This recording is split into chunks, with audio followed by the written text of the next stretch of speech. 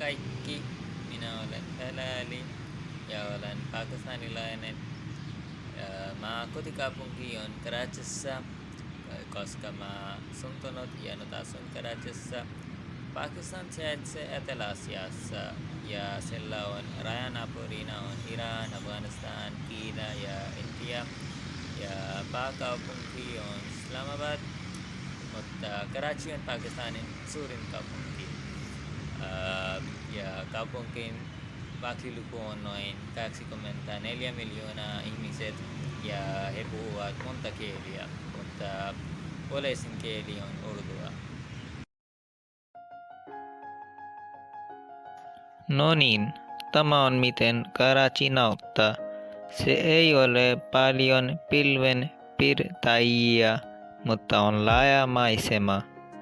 Voit nähdä liikennevirran videolla. Ihmiset käyttävät autoja, moottoripyöriä, tuk-tuk-auto, joka on kuin paikallinen taksi ja bussit kuljetukseen. Ihmiset eivät yleensä mene pitkille toimistokävelyille pitkäin etäisyyksien ja kuuman lämpötilan vuoksi.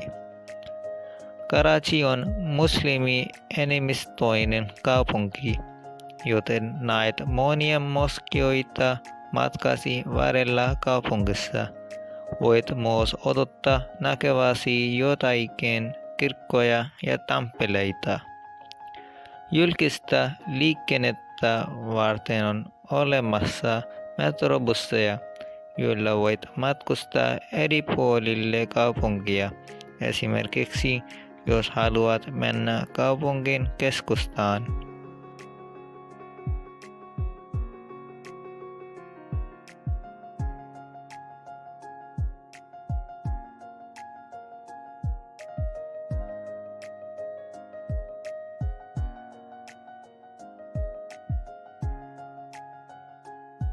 Tämä on kaupungin keskusta, joka tunnetaan nimellä Sadarin alue. Kokemukseni mukaan täältä saa mitä tahansa, mitä haluaa ostaa keskustan markkinoilta.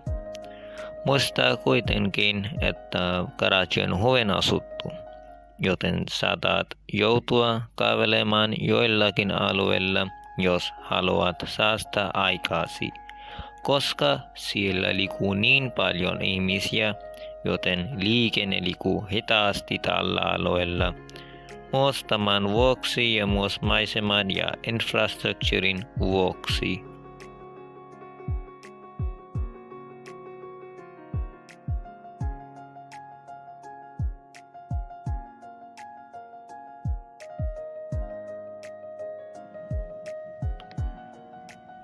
Tämä on tosi kuuluisa Amprestori, jonka britit rakensivat rakennuksen muihin tarkoituksiin, mutta nyt sen sisällä on kirpputori, josta voi ostaa esimerkiksi vihanneksia, hedelmiä, mausteita ja teksteilia.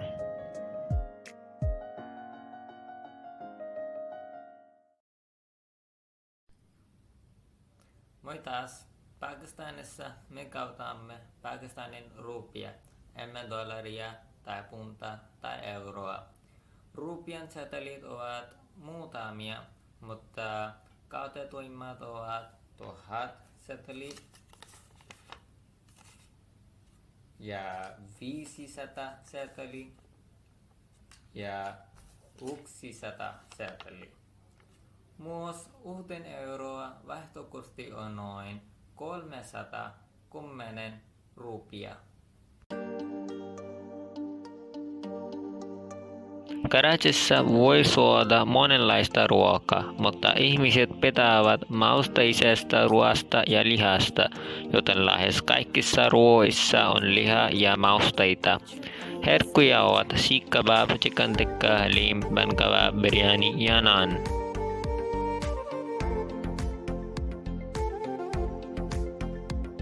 Jälkiruokana kuluisia makeisia ovat gulab jamun, jalebi, cham-cham ja barfi.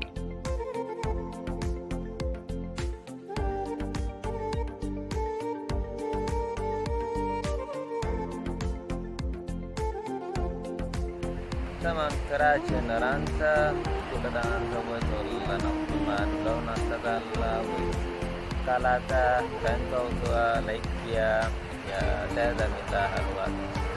Voit myös nauttia rastauksesta ja kamalen rastauksesta.